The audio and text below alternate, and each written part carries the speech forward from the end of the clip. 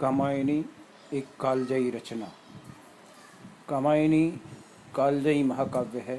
इसके रचयिता जयशंकर प्रसाद छायावाद के वृहत्त्रयी के सबसे वरिष्ठ सदस्य हैं। कामायनी आधुनिक छायावादी युग का सर्वोत्तम और प्रतिनिधि हिंदी का महाकाव्य है। प्रसाद जी की यह अंतिम काव्य रचना 1936 ईस्वी में प्रकाशित हुई, परंतु इसका प्रणयन प्राय 7-8 वर्ष पूर्व ही प्रारंभ हो गया था। चिंता से प्रारंभ कर आनंद तक 15 सर्गों के इस महाकाव्य में मानव मन की विविध अंतर प्रवृत्तियों का क्रमिक उन्मीलन इस कौशल से किया गया है कि मानव सृष्टि के आदि से अब तक के जीवन के मनोवैज्ञानिक और सांस्कृतिक विकास का इतिहास भी स्पष्ट हो जाता है। कला की दृष्टि से कामायनी छायावादी काव्य कला का सर्वोत्तम प्रतीक माना जा सकता है। चित्तवृत्ति का कथानक के पात्र के रूप में अवतरण इस काव्य की अन्यतम विशेषता है और इस दृष्टि से लज्जा, सौंदर्य, श्रद्धा और इड़ा का मानव रूप में अवतरण हिंदी साहित्य की अनुपम निधि है। कामायनी प्रतिभिज्ञ दर्शन पर आधारित है, साथ ही इस पर अरविंद दर्शन और गांधी दर्शन का भी प्रभाव यत्र तत्र मिल जाता है। कामायनी का कथानक मानव के अग्रजन्मा देव निश्चिंत जाति के जीव थे। किसी भी प्रकार की चिंता न होने के कारण ये चिर किशोर वय तथा नित्य विलासी देव आत्म मंगल उपासना में ही विभोर रहते थे। प्रकृति ये अत्याचार सहन नहीं कर सकी और उसने अपना प्रतिशोध लिया। भीषण जलप्लावन के परिणाम स्वरूप देव सृष्टि का विनाश हुआ, केवल मनु जीवित रहे। देव सृष्टि के विध्वंस पर जिस मानव जाति का विकास हुआ, उसके मूल में जो चिंता, उसके कारण वह जरा और मृत्यु का अनुभव करने को बाध्य हुई। चिंता के अतिरिक्त मनु में देवी और आसुरी वृत्तियों का भी संघर्ष चल रहा था, जिसके कारण उनके एक ओर आशा, श्रद्धा, लज्जा और इड़ा का आविर्भाव हुआ, तो दूसरी ओर काम वासना, ईर्ष्या, संघर्ष की भी भावना जागी।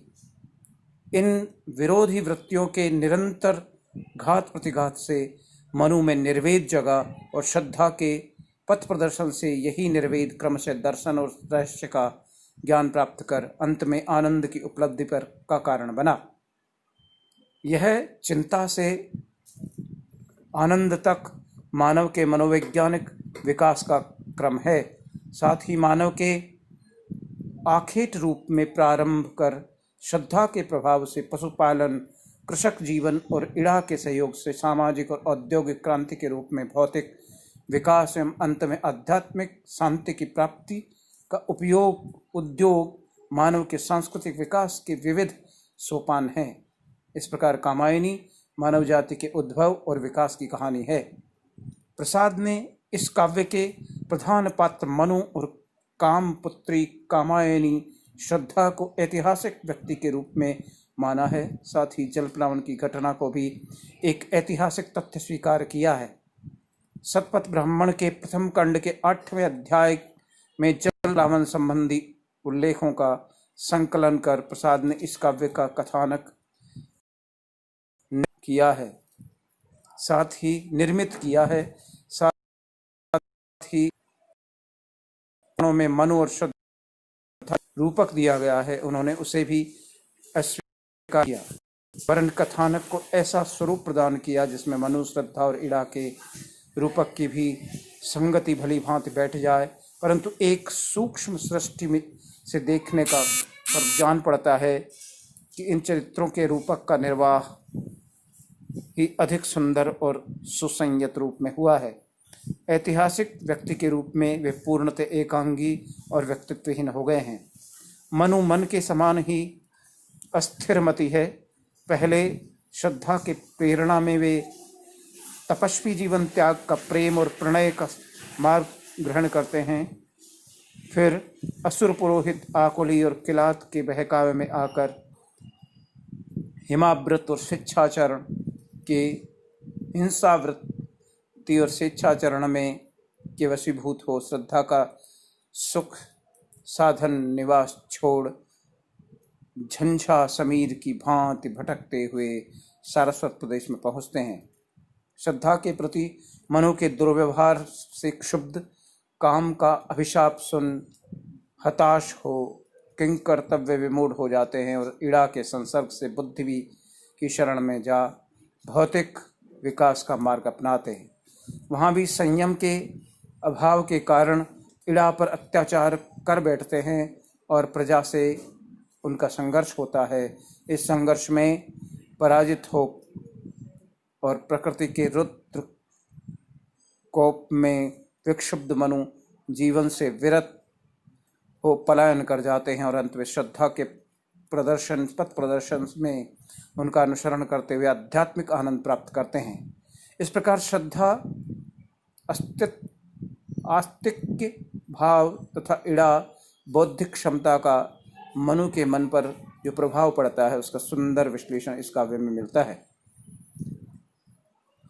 कामायनी 15 सर्गों अध्यायों का महाकाव्य है। ये सर्ग इस प्रकार हैं: चिंता, आशा, श्रद्धा, काम, वासना, लज्जा, कर्म, ईर्ष्या, इड़ा, स्वप्न, संघर्ष, निर्वेद, दर्शन, रहस्य, आनंद। चिंता की आशा से श्रद्धा ने काम वासना को लज्जित किया, कर्म की ईर्ष्या से इड़ा ने स्वप्न में संघर्ष किया। मूल संवेदना काव्य रूप की दृष्टि से कामायनी चेतन प्रधान है। इसमें कवि ने मानव को एक महान संदेश दिया है। तप नहीं, केवल जीवन सत्य के रूप में कवि ने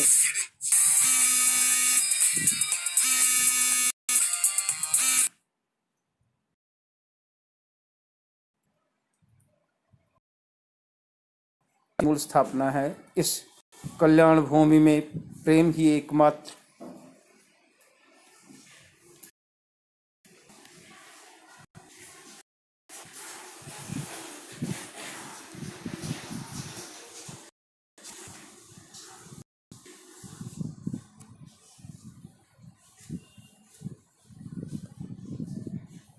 श्रेय और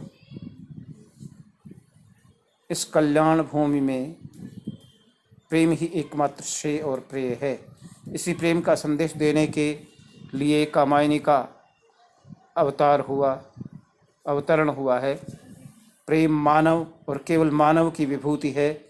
मानवेतर प्राणी, चाहे वे घर चिरविलासी देव हों, चाहे देव और प्राण की पूजा में निरत असुर दैत्य दानव हों, चाहे पशु हों, प्रेम की कला और महिमा ये नहीं जानते। प्रेम की प्रतिष्ठा केवल मानव ने की, परंतु इस प्रेम में सामरस्य की आवश्यकता है।